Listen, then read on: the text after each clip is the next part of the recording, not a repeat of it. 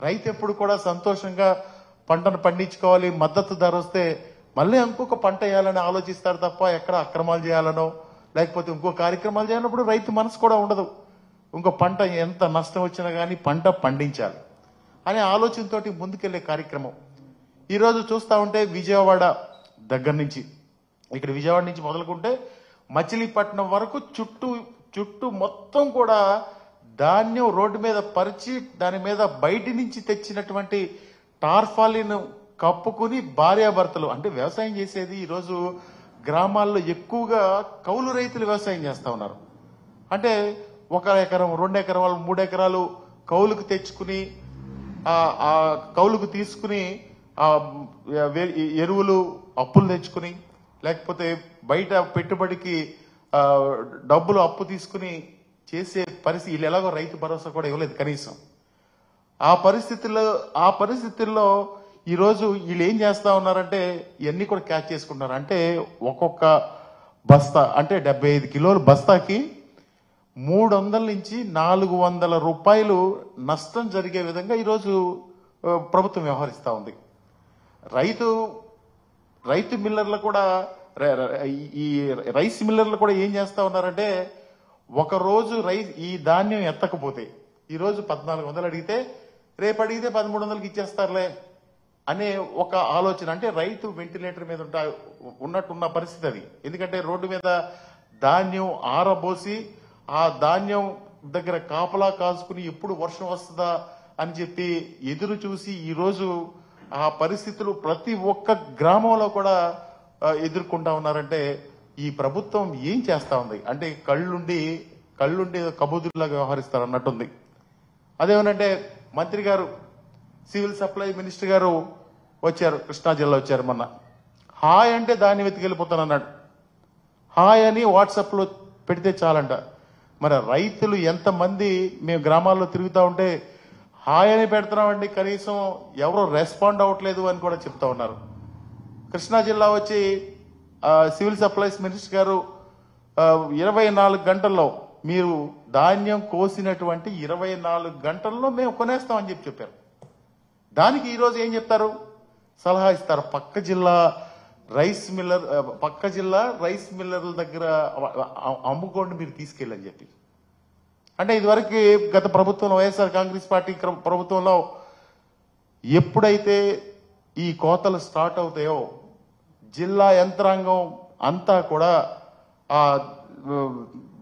మన గోను సంచులు టార్ఫాలిన్లు అన్ని కూడా రెడీ చేసుకుని ఒక సిద్ధంగా ఉండేవాళ్ళు.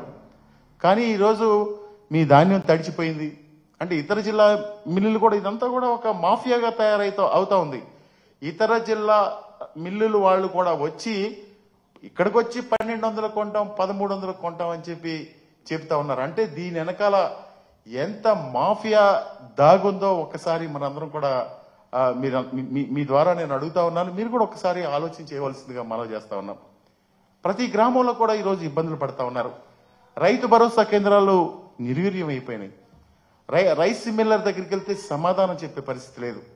ఈ రోజు ధాన్యం తీసుకెళ్తే 2 రోజులు 3 రోజులు అన్లోడ్ అవ్వట్లేదు, బిజీగా ఉందని ఒక నెపంతో ఆ లారీ అక్కడ పెడితే ఆ లారీకి కూడా డబ్బులు ఈ కిరాయి చెల్లించాల్సింది రైతే అనే పరిస్థితి మనం ఒక్కసారి గుర్తు చేసుకోవాలి. అదేవిధంగా ఇక్కడి నుంచి ఈస్ట్ గోదావరి వెస్ట్ గోదావరి కృష్ణా జిల్లా నుంచి వెళ్ళాలంటే 150-200-250 కిలోమీటర్లు, అంటే మండపేట దాకా వెళ్ళాలంటే 250 కిలోమీటర్లు అక్కడికి వెళ్ళి అమ్ముకోమని చెప్తా ఉన్నారు. అంటే వాళ్ళకి ధర రాకపోగా పైగా ఈ ట్రాన్స్పోర్ట్ ఛార్జెస్ కూడా వీళ్ళే చెల్లించాల్సిన పరిస్థితులన్నీ కూడా కనపడతా ఉన్నాయి. ఎప్పుడు కూడా రాష్ట్రంలో రైతు క్షేమంగా ఉంటే ఈ రాష్ట్రం సుభిక్షంగా ఉంటదనేది మన పెద్దలందరూ కూడా చెబుతా ఉంటారు. మనందరం కూడా ఈ రోజు ఉన్నామంటే ఆ రైతే రాజు. ఆ రైతు వల్లే మనందరం కూడా ఈ రాష్ట్రంలో ఇంత సంతోషంగా ఉన్న విషయాన్ని మనందరం కూడా ఒక్కసారి గుర్తు చేసుకోవాల్సిందిగా మనవి చేస్తా ఉన్నాం.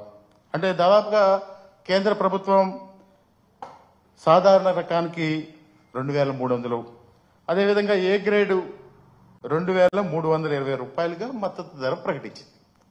నేను వైఎస్ఆర్ కాంగ్రెస్ పార్టీ తరపు నుంచి ఈ ప్రభుత్వాన్ని, కూటమి ప్రభుత్వాన్ని చంద్రబాబు నాయుడు గారిని, నాదెండ్ల మనోహర్ గారిని అడుగుతా ఉన్నా నేను, మీరు ఇంతవరకు ఈ రాష్ట్రంలో ఒక్క బస్తా అన్నా గానీ రైతుకు మద్దతు ధర చెల్లించి కొన్నారా? ఒక్క బస్తా గాని, ఒక్క బస్తా కూడా ఈ రోజు వరకు ఆంధ్రప్రదేశ్లో ఏ రైతుకి కూడా మద్దతు ధర లభించలేదని చెప్పి మేము ధైర్యంగా సవాలు చేయగలం, చెప్పగలం, నిరూపించగలం. మీరు వస్తే చూపించగలం. ఎక్కడన్నా ఒక్క రైతుకి మీరు మద్దతు ధర అందజేయగలిగి ఉంటే. అదేవిధంగా అంటే ఎంత దారుణం అంటే 6 నెలలు అయింది కూటమి ప్రభుత్వం వచ్చి. చాలా మంది తెలుగుదేశం పార్టీ నాయకులు ఈ చంద్రబాబు నాయుడు గారు వస్తే ఏదో చేసేస్తారు, బంగారాన్ని సృష్టిస్తారు, సంపద సృష్టిస్తారు, లేకపోతే ఈ రాష్ట్రాన్ని ఏదో చేసేస్తారని చెప్పి పాపం తెలుగుదేశం తమ్ముళ్ళందరూ కూడా చాలా ఆ రోజు ఆశగా ఎదురు చూస్తే 6 నెలలకి వాళ్ళకు వచ్చిన ఫలితం ఏంటంటే సంపద, బంగారం ఎన్ని పక్కన పెట్టి, సూపర్ 6 ఇవన్నీ పక్కన పెడితే ఈ రైతులు అమ్ముకునే ధాన్యాన్ని కూడా కొనిపించలేని పరిస్థితి ఈ ప్రభుత్వం కల్పించిందంటే ఆ తెలుగుదేశం పార్టీ నాయకులు కూడా ఏమంటా ఉన్నారు ఒకసారి మనం ఆ సోదరుడు వీడియో కూడా చూద్దామని ఒకసారి మనం చేస్తా ఉన్నాం.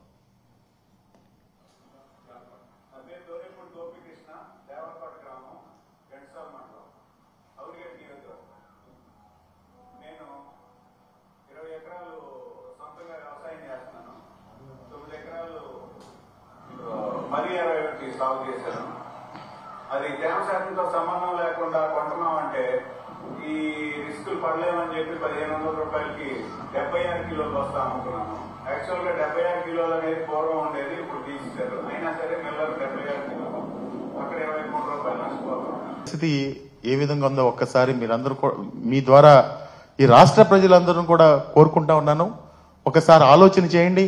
వాళ్ళన్నీ కూడా అబద్దాలు చెప్పి రైతు విషయంలో పట్టించుకునే పరిస్థితులు. రైతు అంటే ఎప్పుడు కూడా చంద్రబాబు నాయుడు గారికి చాలా చిన్న చూపు ఉంటుంది. అంటే ఉచిత విద్యుత్ అంటే బట్టలారేసుకుంటున్నారని ఆ రోజు అంటే మళ్ళా రైతు గురించి పట్టించుకునే పరిస్థితుల్లో ఎన్నికల ముందు చెప్పినటువంటి వాగ్దానాలు ఒక్కటి కూడా నెరవేర్చలేదు. రైతుకి ఆ రోజు రైతు భరోసా ఇస్తానని చెప్పారు. ఆ రైతు భరోసా కూడా ఇచ్చిన పరిస్థితులు లేవు. వీళ్ళంతా కూడా ఫైనల్ గా మీ అందరి ద్వారా మనం చేసేది ఇదంతా కూడా ఒక మాఫియాగా తయారైంది.